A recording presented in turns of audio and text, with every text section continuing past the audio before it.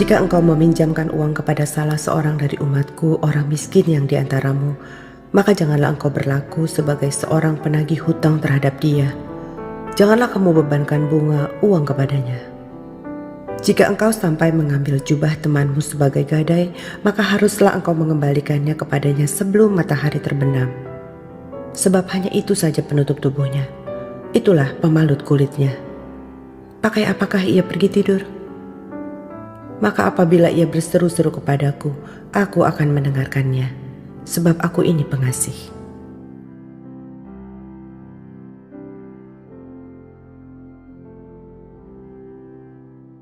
Ada 3 reaksi ketika kita menjumpai seseorang yang malang hidupnya. Pertama, ada yang memandang rendah karena ia merasa dirinya lebih berkuasa. Kedua, ada yang merasa tidak peduli sehingga tidak merasa perlu untuk menolong. Dan ketiga, tergerak oleh belas kasihan sehingga mendorongnya untuk memberi pertolongan.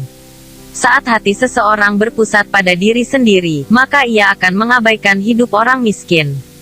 Sebaliknya, hati yang berbela rasa akan mendorongnya untuk menolong mereka yang menderita.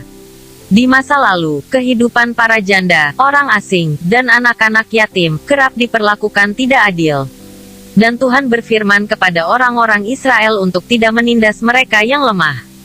Tuhan mengingatkan bahwa dulu mereka adalah orang asing, menderita, dan tertindas di Mesir.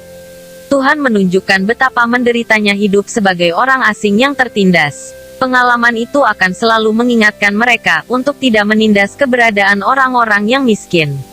Tuhan juga mengingatkan agar kita menaruh sikap berbela rasa kepada mereka yang malang hidupnya.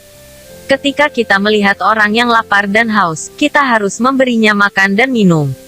Artinya, tanggung jawab untuk memperhatikan dan berbela rasa kepada para janda, anak-anak yatim, dan orang-orang miskin, adalah panggilan kita sebagai orang-orang yang telah menerima belas kasihan dan anugerah Tuhan. Ketika kita adalah anaknya, tentu kita mewarisi karakternya.